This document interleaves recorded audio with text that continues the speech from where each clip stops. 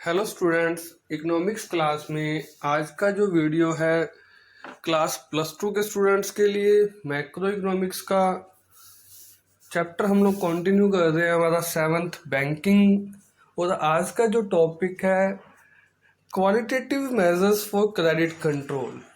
हम लोगों ने हमारे लास्ट के वीडियोस में ऑलरेडी डिस्कस किया quantitative measures for credit control. हमारा टॉपिक था हाउ टू कंट्रोल क्रेडिट और मनी सप्लाई बाय आरबीआई। तो हम लोगों ने उसे दो पार्ट्स में डिवाइड किया था, क्वांटिटेटिव मेजर्स और दूसरा क्वालिटेटिव मेजर्स। क्वांटिटेटिव मेजर्स के में हम लोगों ने लास्ट के वीडियोस में bank rate, repo rate, reverse repo rate, open market operation, legal reserve requirement के द्वारा हम लोगों ने देखा कि कैसे reserve bank of India in सभी टर्म्स में चेंज करके मनी सप्लाई को या तो बढ़ा देता है डिफ्लेशन के केस में, या मनी सप्लाई को कम कर देता है इन्फ्लेशन के केस में। आज का जो टॉपिक हम स्टार्ट कर रहे हैं उसका next part qualitative measures for credit control, कि reserve bank of India qualitative methods के थ्रू कैसे क्रेडिट को कंट्रोल करता है। तो qualitative measures for credit control में हम लोग जो बात करने वाले जिन पॉइंट्स पे, उनमें सबसे पहला पॉइंट है हमारे पास इम्पोजिंग मार्जिन रिक्वायरमेंट। सेकंड जो पॉइंट है moral sessions and direct actions. और थर्ड पॉइंट है सिलेक्टिव क्रेडिट कंट्रोल। तो सबसे पहले हम बात करते हैं, सबसे पहला पॉइंट है imposing margin requirement. A margin is the difference between market value of the security offered by the borrower against the loan and the amount of the loan granted. कि मार्जिन क्या है?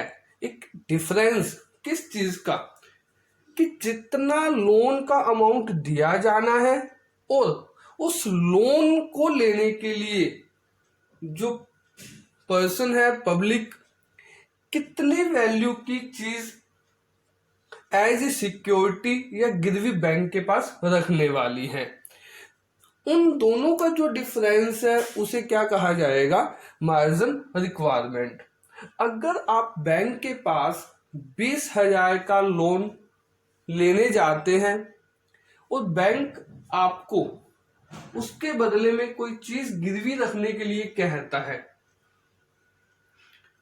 अगर आप लोगों ने 30,000 रुपये की कोई चीज गिरवी रखी और आपको उसके बदले में जो लोन मिल रहा है वो 20,000 रुपये का मिल रहा है, तो जो 10,000 का डिफरेंस मतलब एज ए सिक्योरिटी बैंक ने आपके अपने पास रखा, उस 10,000 को हम लोग नाम देते हैं margin requirement.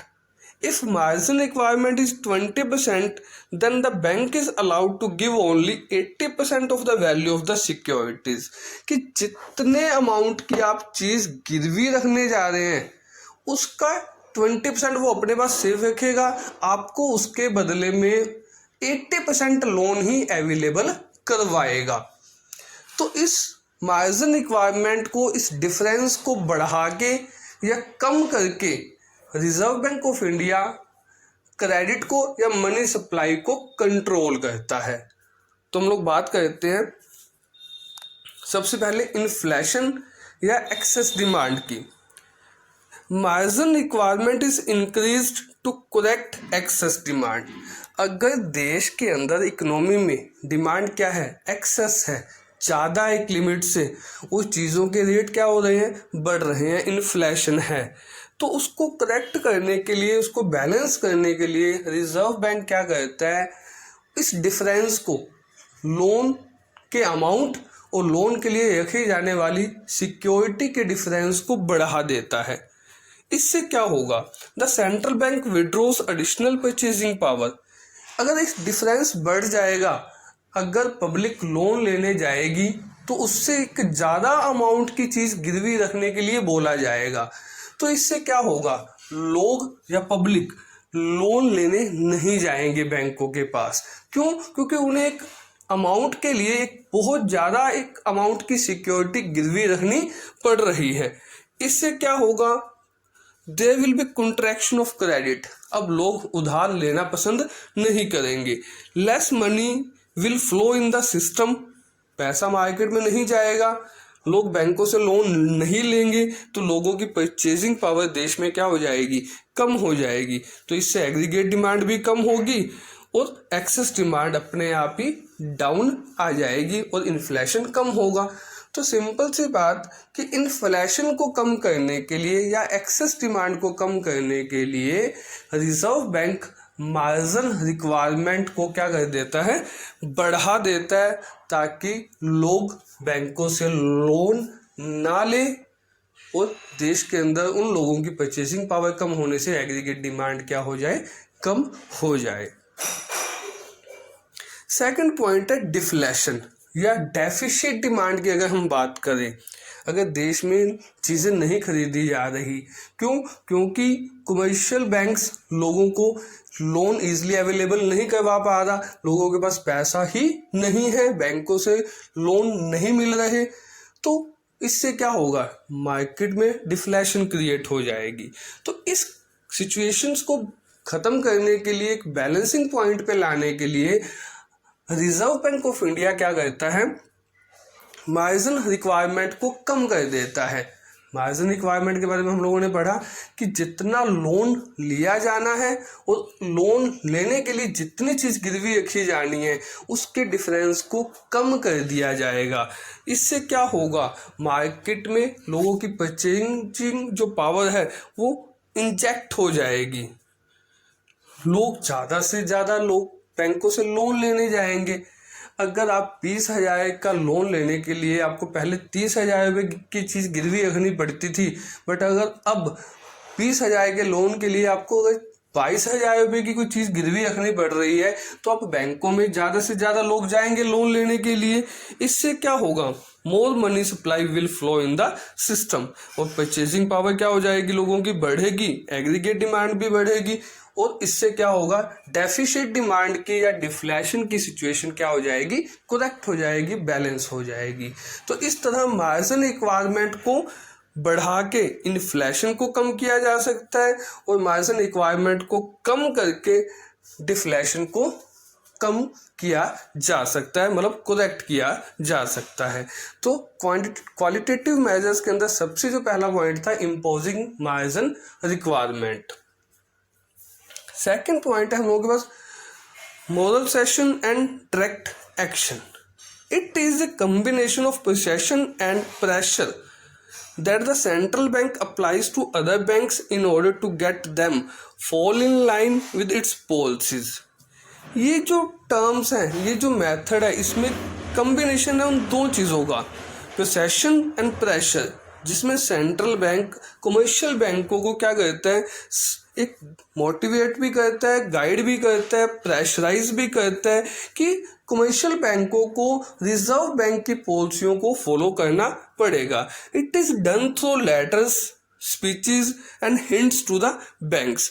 Central bank may take direct action against member banks which do not comply with its policies of credit expansion और कंट्रैक्शन।